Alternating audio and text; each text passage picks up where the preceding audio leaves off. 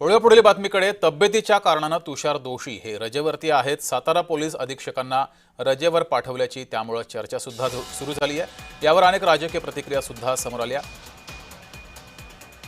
आणि या संदर्भात नेमकी त्यांची रजा ही विनाकारण आहे का की खरोखर ते आजारी आहेत, अशा जोरदार चर्चा या सुरू झाल्या।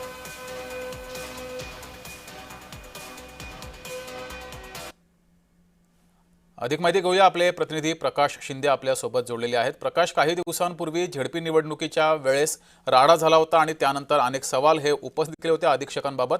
त्यांना आता सक्तीच्या रजेवर पाठवलेले आहे, मात्र यावरून जोरदार राजकीय चर्चा उलटसुलट या सुरू झाल्यात। नक्कीच जगदीश, खरं तर साताऱ्याचं मिनी मंत्रालय म्हटल्या जाणाऱ्या सातारा जिल्हा परिषद अध्यक्षपदाच्या निवडणुकीमध्ये निवडणूक जी आहे ही खरं तर संपूर्ण महाराष्ट्रात नव्हे तर देशात सुद्धा गाजली गेली। याचे जे पडसाद होते ते देशामध्ये उमटलेले पाहायला मिळाले।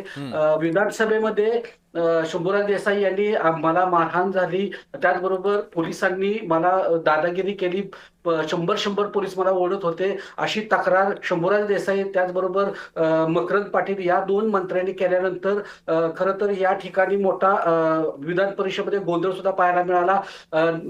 निलिमा गोरे यांनी तुषार दोशी यांची निलंबनाची कारवाई केल्यानंतर पुन्हा सभापतींनी त्यांचं निलंबन हे स्थगित केलेलं होतं।